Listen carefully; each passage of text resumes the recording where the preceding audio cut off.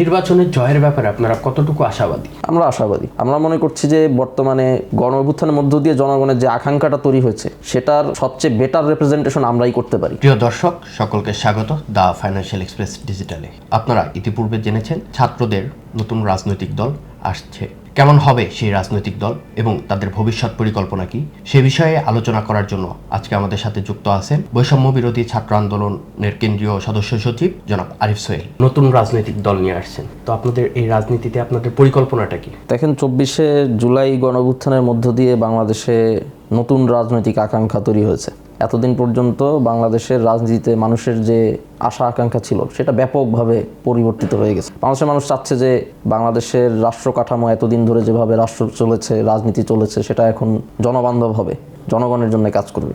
এই আশা আর আকাঙ্ক্ষা ধরে রেখে সেটা চর্চা করার জন্য নতুন রাজনৈতিক শক্তির প্রয়োজন, এটা অবশ্যম্ভাবী। এবং সেই রাজনৈতিক শক্তিও কিন্তু মাঠে হাজির। গণ অভ্যুত্থানের মধ্য দিয়ে যারা নেতৃত্ব দিয়েছেন, মাঠ পর্যায়ে কাজ করেছেন, তারা কিন্তু অনেকেই আছেন যারা পূর্বের রাজনৈতিক দলগুলোর মধ্যে নেই বা সেই আদর্শ বা সেই ধরনের কর্মপন্থায় তারা সাবস্ক্রাইব করেন না। তো এই রাজনৈতিক যে নতুন জনগোষ্ঠী, তারা জুলাই গণ অভ্যুত্থানের আকাঙ্ক্ষাকে সামনে রেখে নতুন রাজনৈতিক একটা শক্তি নির্মাণ করবেন, দল তৈরি করবেন। এটা খুবই স্বাভাবিক, এটাই হওয়ার কথা এবং এটাই হওয়া উচিত। সেই জায়গা থেকে আমাদের মূল পরিকল্পনা এটাই, এই শক্তিটাকে সংহত করা এবং বাংলাদেশের রাজনীতিতে সেটাকে ইন্ট্রোডিউস করা, তার আবির্ভাব ঘটানো, যাতে করে 24শে গণ অভ্যুত্থানের মধ্য দিয়ে জনগণের যে আকাঙ্ক্ষা প্রকাশিত হয়েছে সেটা সামনের দিনে আমরা বাংলাদেশ রাষ্ট্রে প্রতিফলন ঘটাতে পারি। বৈষম্য বিরোধী ছাত্র আন্দোলন এবং জাতীয় নাগরিক কমিটির ফেব্রুয়ারি মাসেই ঘোষণা দিয়েছেন আপনি ইতিপূর্বে যে রাজনৈতিক দল আসছে। তো আপনার দলের নামটা কি হবে? দলের নাম আসলে এখনো ওইভাবে সিদ্ধান্ত নেওয়া হয়নি। আমরা যে প্রক্রিয়াটি অনুসরণ করছি সেটা হচ্ছে আমরা কিছু ফর্ম ডেভেলপ করেছি তথ্য সংগ্রহের জন্য এবং আমরা মানুষের কাছে যাচ্ছি। অফলাইনে আমরা মানুষের কাছে কাছে গিয়ে ফর্মগুলো পূরণ করছি এবং অনলাইনেও আমাদের এই ফর্মের একটা ভার্সন ছাড়া হয়েছে। ইতিমধ্যে লক্ষাধিক মানুষ ফর্মগুলো পূরণ করেছেন, তাদের মতামত দিয়েছেন। সেখানে আমরা দলের নাম এবং প্রতীকও জানতে চেয়েছি মানুষের কাছে, যে কী ধরনের নাম আপনারা দেখতে চান বা কী ধরনের প্রতীক দেখতে চান এই দলের জন্য। তো আমরা মূলত মানুষের মতামতকে সর্বোচ্চ গুরুত্ব দিচ্ছি এবং যেটা জুলাই গণ অভ্যুত্থান স্পিরিটের সাথে সঙ্গতিপূর্ণ, জনগণের আকাঙ্ক্ষা, জনগণের ক্ষমতা, সেটাই আমরা আমাদের দলের প্রতিফলন ঘটাতে চাচ্ছি আর কি। তথ্যগুলো মোটামুটি সংগ্রহ হয়ে গেছে। আমাদের যে ক্যাম্পেইন জনগণের কাছে যাওয়ার, সেটা প্রায় শেষের দিকে। খুব শীঘ্রই আমরা তাদের মতামত বিশ্লেষণ করে আমরা আমাদের নাম প্রতীক এগুলো ঠিক করে ফেলবো। নতুন রাজনৈতিক দলের আপনার দর্শন, আদর্শ এবং চিন্তাধারা কি হবে? দর্শনের জায়গা থেকে অবশ্যই, যেহেতু যেটা ইতিমধ্যেই বললাম, 24শে গণ অভ্যুত্থানের মধ্য দিয়ে এই রাজনৈতিক শক্তির আবির্ভাব, তাই দর্শনের দিক থেকে এটা হবে পুরোপুরিভাবেই জনগণের ক্ষমতার অভিমুখী, যাতে করে রাষ্ট্রের সকল প্রতিষ্ঠান এবং রাজনীতির সকল অনুষঙ্গ জনগণকে সার্ভ করে, সেই দিকটি আমাদের দর্শন বা আদর্শ হবে। এখানে আমরা দেখতে পেয়েছি যে বিংশ শতাব্দী থেকে বা তারও আগে থেকে বিভিন্ন ধরনের রাজনৈতিক মতাদর্শ, এই মতাদর্শ অনুসারে পৃথিবীকে ঢেলে সাজানোর চেষ্টা করা হয়েছে। সেটা আপনি ইসলামপন্থী রাজনীতি বলেন, বামপন্থী রাজনীতি বলেন, একটা সুনির্দিষ্ট আদর্শ এবং দেশকে, দেশের প্রতিষ্ঠানগুলোকে ওই আদর্শ অনুসারে ঢেলে সাজানো। আদর্শ এই ক্ষেত্রে আমরা একটা পর্যায়ে দেখেছি যে মানুষের চেয়ে বড় হয়ে গেছে। আদর্শের প্রতিষ্ঠা করার জন্য মানুষের অধিকার, মানুষের যে চাওয়া পাওয়া, এগুলোকে আমরা দেখেছি যে অনেক সময় মূল্যায়ন করা হয় না, এমনকি দমন পর্যন্ত করা হয়েছে আদর্শ প্রতিষ্ঠান নাম করে। সারা পৃথিবীতে আমরা এটা দেখেছি, বাংলাদেশে এটা দেখেছি। প্রগতিশীলতা কখনো বা ইসলাম পন্থা, বিভিন্ন ধরনের সুনির্দিষ্ট আদর্শের নামে মানুষের অধিকারকে ক্ষতিগ্রস্ত করা।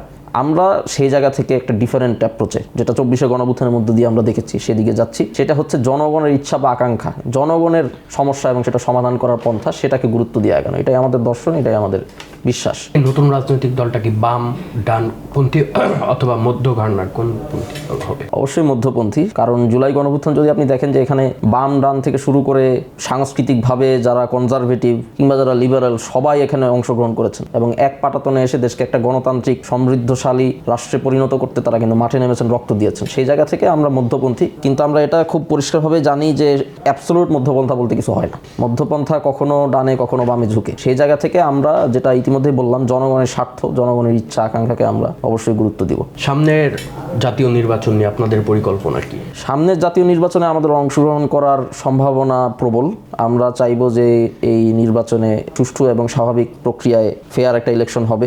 দীর্ঘদিন পর আমাদের তরুণ প্রজন্ম ভোট দিতে পারবে, মানুষের ভোটের অধিকার কেড়ে নেওয়া হয়েছিল, তারা ভোট দিতে পারবেন এবং তাদের কাছে নতুন একটা অপশন হিসেবে, আরো বেটার অপশন হিসেবে পুরনো রাজনৈতিক সংস্কৃতি থেকে বেরিয়ে গিয়ে আমরা নতুন কিছু হাজির করতে পারবো, এটা আমরা মনে করছি। আপনারা কি এককভাবে নির্বাচনে যাবেন, না আমরা বিভিন্ন সময় দেখেছি একটা জোট সরকার জোট করে নির্বাচনে যায়, তো সেক্ষেত্রে কি আপনারা এককভাবে নির্বাচন করবেন না জোটগতভাবে নির্বাচনে যাবেন? এটি আসলে এখনো স্পষ্ট নয়। আমরা নির্বাচনের পূর্ববর্তী পরিস্থিতিতে হয়তো সিদ্ধান্ত নিব, এখনই এ ব্যাপারে আসলে স্পষ্ট করে বলাটা কঠিন। উপদেষ্টা পরিষদে 3 জন ছাত্র নেতা আছে, নাহিদ, আসিফ এবং মাহফুজকে আমরা দেখতে পাচ্ছি, আর তাদের কি আমরা এই দলে দেখতে পাবো? সম্ভাবনা আছে, এখনো পুরোপুরি নিশ্চিত করে বলা যাচ্ছে না, কিন্তু সম্ভাবনা আছে। তারা যদি এই দলের অন্তর্ভুক্ত থাকে সেক্ষেত্রে কি তারা উপদেষ্টা পরিষদ থেকে পদত্যাগ করবে? অবশ্যই পদত্যাগ করে, মানে দলে যদি তারা অংশ নিতে চান, রাজনীতি করতে চান, তাহলে অবশ্যই সরকারি পদ ছেড়ে আসতে হবে। উপদেষ্টা পরিষদে নাও থাকলে জুলাই গণ অভ্যুত্থানের নেতা হিসেবে সরকারের উপর তাদের ব্যাপক একটা প্রভাব আছে, আমরা যেটা দেখতে পাচ্ছি। সেক্ষেত্রে দলটির উপরে কোনো কিংস পার্টির তকমা লাগবে কিনা? তকমা তো আসলে লাগিয়ে দেওয়া হয়েছে, তকমা লাগাতে চাইলেই লাগানো যায়, কিন্তু আসল ব্যাপারটা হচ্ছে বাস্তবতাটা কি। বাস্তবতাটা হচ্ছে আমরা দেখতে পেয়েছি মাঠ পর্যায়ে কাজ করার ক্ষেত্রে অন্যান্য রাজনৈতিক দল যে সুযোগ সুবিধা প্রশাসনের কাছ থেকে পেয়ে আসছে, পুলিশ প্রশাসন বলেন, সিভিল প্রশাসন বলেন, সেই রকম সহযোগিতা কিন্তু আমরা বৈষম্যবিরোধী ছাত্র আন্দোলন বা নাগরিক কমিটি যারা এখন যে ফর্মে আমরা কাজ করছি আমরা কিন্তু পাচ্ছি না। আমাদের নিরাপত্তার দিকটা দেখেন, অন্যান্য রাজনৈতিক দলের নিরাপত্তা নিশ্চিতে প্রশাসন কতটুকু কাজ করেছে, আমাদের নিরাপত্তা নিশ্চিতে কতটুকু কাজ করেছে। গত 6 মাসের হিসাব দেখেন, আমাদের অনেক নেতাকর্মীরা আক্রান্ত হয়েছে। তাহলে যে অতিরিক্ত সুবিধার কথা বলা হচ্ছে, সেই অতিরিক্ত সুবিধাটা কোথায়? আমরা কি অন্যান্য দলের চেয়ে বেশি জাঁকজমক করে আমাদের কর্মসূচি পালন করতে পারছি, বা এরকম কোনো কিছু কি দেখা গিয়েছে? আমাদের নেতাদের যে জীবনযাপন, সেখানে কি অন্যান্য রাজনৈতিক দলের নেতাদের চেয়ে বেশি মানে আধিক্য কোনো কিছু দেখা গিয়েছে? এরকম কিছুই কিন্তু দেখা যায়নি। তো যদি বাস্তবে আপনি দেখেন তাহলে দেখবেন যে কিংস পার্টি হওয়ার যে লক্ষণগুলো দেখা যায়, সরকারি আনুকূল্য পাওয়া, এই ধরনের কোনো কিছু কিন্তু আমাদের নেতাকর্মীদের বৈষম্যবিরোধী ছাত্র আন্দোলন নাগরিক কমিটির কারোর মধ্যে আপনি দেখতে পাবেন না, তাদের কাজে দেখতে পাবেন না, প্রশাসনের সহযোগিতার জায়গা থেকেও দেখতে পাবেন না। যেটা ইতিমধ্যে আমাদের 3 জন ছাত্র উপদেষ্টা আছেন ওই অবস্থাতেই এইরকম অবস্থা। সেক্ষেত্রে যদি মানে তারা বের হয়ে এসে রাজনীতি করেন, সেক্ষেত্রে সাডেনলি প্রভাব আরও বেড়ে যাবে, এটা হওয়ার কথা না কোনোভাবেই। ডক্টর মোহাম্মদ ইউনূস অনেকবার বলেছেন যে ছাত্ররা তাকে ক্ষমতায় বসিয়েছেন বা পাঠিয়েছেন। তো ডক্টর ইউনূসের সরকারের অধীনে যদি আপনারা নির্বাচনে যান, সেক্ষেত্রে অনেকে ধারণা করছে যে বিশেষ সুবিধা পেতে পারে। এই বিষয়টিকে আপনারা কিভাবে দেখছেন? এই আশঙ্কাটা যৌক্তিক আশঙ্কা, কারণ আমরা একটা গণতান্ত্রিক রাষ্ট্রের দিকে যেতে চাচ্ছি। আমরা চাই মানুষ এই ব্যাপারগুলো নিয়ে চিন্তা করুক, চেক অ্যান্ড ব্যালেন্সের দরকার আছে। কিন্তু এখানে আমরা যেটা বলবো সেটা হচ্ছে পুরো বিষয়টা নির্ভর করছে নির্বাচন কমিশনটা কেমন। নির্বাচন কমিশন যদি আপনি স্ট্রংলি ডেভেলপ করতে পারেন এবং তারা স্বাধীনভাবে কাজ করতে পারে, তাহলে কিন্তু কারোই ক্ষমতা নাই ইলেকশনকে প্রভাবিত করার। যেমন আপনি গণতান্ত্রিক রাষ্ট্রগুলো যদি দেখেন, ইউরোপ বা পশ্চিমা বিশ্বের, সেখানে দলীয় সরকারই তো ক্ষমতায় থাকে নির্বাচনের সময়, কিন্তু তারা কি নির্বাচনকে প্রভাবিত করতে পারে? আদৌ পারে না। তারা তাদের দলের নেতা প্রেসিডেন্ট থাকা অবস্থায় তিনি কিন্তু, বা নির্বাহী পদে থাকা অবস্থায় তিনি কিন্তু তার দলকে ফেভার দিতে পারেন না। এর কারণ হচ্ছে নির্বাচন কমিশন স্ট্রং থাকে, স্বাধীন থাকে, তারা নিরপেক্ষতাটা নিশ্চিত করে।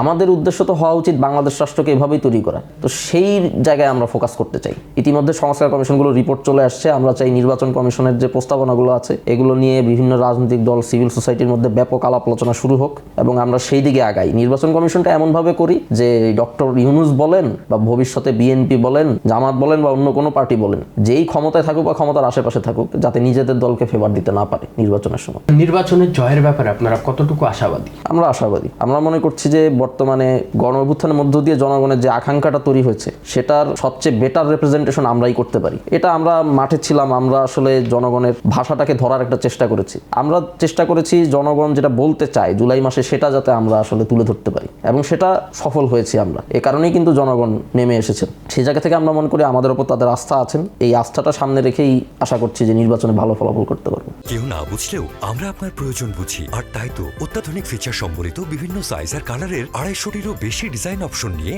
ওয়ালটন স্মার্ট ফ্রিজ বোঝে আপনার প্রয়োজন। বিভিন্ন সময় সোশ্যাল মিডিয়াতে দেখা যায় আপনাদের আগে ছাত্রলীগ বা আওয়ামী লীগের সাথে সম্পৃক্ত কিছু ছবি এবং পোস্টগুলো সোশ্যাল মিডিয়াতে ঘুরে বেড়ায়, এবং অনেকে বলে আপনারা ছাত্রলীগের কর্মী ছিলেন। তো এই বিষয়গুলোকে আপনারা কিভাবে দেখছেন? এটা আসলে একটু ট্র্যাজিক কোন দিক থেকে? কারণ আপনি যদি দেখেন যে বৈষম্যবিরোধী ছাত্র আন্দোলন নাগরিক কমিটিতে যারা নেতৃত্ব স্থানীয় পর্যায়ে আছেন, এদের মধ্যে 80% হচ্ছে ফ্যাসিবাদী সরকারের বিরুদ্ধে দীর্ঘদিন আন্দোলন করে আসা লোক। মানে আমাদের বয়স তো কম, আমরা তো আসলে পুরনো রাজনৈতিক দলগুলোর বর্ষিয়ার নেতাদের মতো দশকের পর দশক আন্দোলন করি নেই, আমাদের সেই বয়সও হয় নাই আসলে। কিন্তু বিষয়টা হচ্ছে যতদিন আমাদের রাজনীতির বয়স, আমাদের বেশিরভাগ 80-90% নেতাকর্মী কিন্তু ফ্যাসিবাদী শেখ হাসিনার বিরুদ্ধে, আওয়ামী লীগের বিরুদ্ধে রাজনীতি করে আসা বা লড়াই সংগ্রাম করে আসা লোক। আপনি স্পেসিফিক্যালি অল্প কয়েকজন যাদেরকে পান, এনারাও কিন্তু জুলাই মাসে এমনভাবে তাদের আনুগত্যের প্রমাণ দিয়েছেন জনগণের প্রতি, যেটা আপনি অস্বীকার করতে পারবেন না। আর এখানে আপনি আসলে সুনির্দিষ্টভাবে কোনো একটা পরিচয় বা আগে পূর্বে একজন মানুষ কি করেছেন সেটা দিয়ে তার ভবিষ্যৎটা পুরোপুরিভাবে নির্ধারণ করে দিতে পারেন না। এটা কিন্তু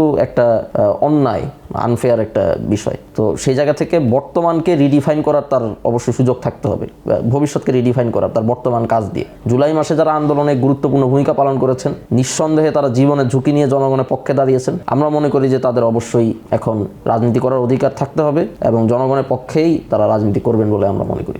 দেশে বর্তমান একটা অরাজকতা পরিবেশ সৃষ্টি হয়েছে। আমরা গত বুধবার থেকে দেখতে পাচ্ছি দেশের বিভিন্ন স্থানে আওয়ামী লীগ নেতাকর্মীদের বাসভবন ভাঙা হচ্ছে, জ্বালিয়ে দেওয়া হচ্ছে। এই অরাজকতা পরিবেশ নিয়ে আপনারা কি ভাবছেন?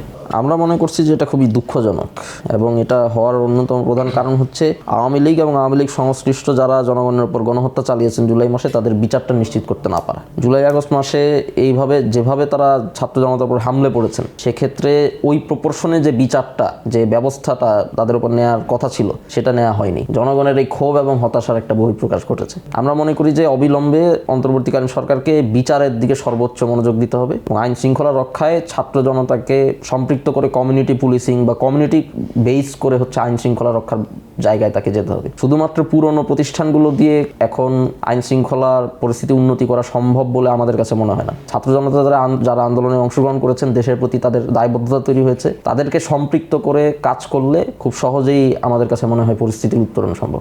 একটা অভ্যুত্থানের মধ্য দিয়ে গঠিত হয়েছে বর্তমান অন্তর্বর্তী সরকার। গতকালকে এই সরকারের 6 মাস পূর্ণ হয়েছে। কতটুকু আশা আকাঙ্ক্ষা পূরণ করতে পারছে? আশা আকাঙ্ক্ষা যা ছিল তার অধিকাংশই পূরণ করতে পারেনি এবং সেটা খুব একটা অস্বাভাবিক না, কারণ গণ অভ্যুত্থান বা বৈপ্লবিক পরিস্থিতির পরে সাধারণ মানুষের আশা আকাঙ্ক্ষা থাকে আকাশচুম্বী। সে জায়গা থেকে কিছু জায়গায় অন্তর্বর্তীকালীন সরকার প্রত্যাশা পূরণ করতে পারবে না, এটাই স্বাভাবিক ছিল। তারপর অর্থনীতিতে বেশ কিছু খাতে তারা গুরুত্বপূর্ণ কিছু পরিবর্তন এনেছেন। আন্তর্জাতিক বিশ্বে বাংলাদেশের যে ইমেজ, সেটা রিস্টোর করার ক্ষেত্রে তারা ভালোভাবে কাজ করেছেন। পাসপোর্ট ইন্ডেক্সে বাংলাদেশের উন্নতি ঘটেছে। কিন্তু আবার একই সাথে আমরা দেখতে পেয়েছি যে দ্রব্যমূল্য, ইনফ্লেশন, এই জায়গায় তারা ব্যর্থতার পরিচয় দিয়েছেন। আইন শৃঙ্খলার ক্ষেত্রে তারা ব্যর্থতার পরিচয় দিয়েছেন। আমাদের শহীদ পরিবার এবং আহতদের, যারা জুলাই আগস্ট গণ অভ্যুত্থানে আহত হয়েছেন বা শহীদ হয়েছেন, তাদের ক্ষেত্রে, তাদের পরিবারের ক্ষেত্রে যথেষ্ট দায়বদ্ধতার পরিচয় অন্তর্বর্তীকালীন সরকার দিতে পারে নাই। এবং আওয়ামী লীগ থেকে শুরু করে বিভিন্ন বাহিনী যারা গণহত্যায় অংশ নিয়েছেন, তাদের বিচারের ক্ষেত্রেও কিন্তু আমরা অন্তর্বর্তীকালীন সরকারের ক্ষেত্রে শিথিলতা দেখতে পাচ্ছি। এটার কারণ আমরা মনে করি যে পুরনো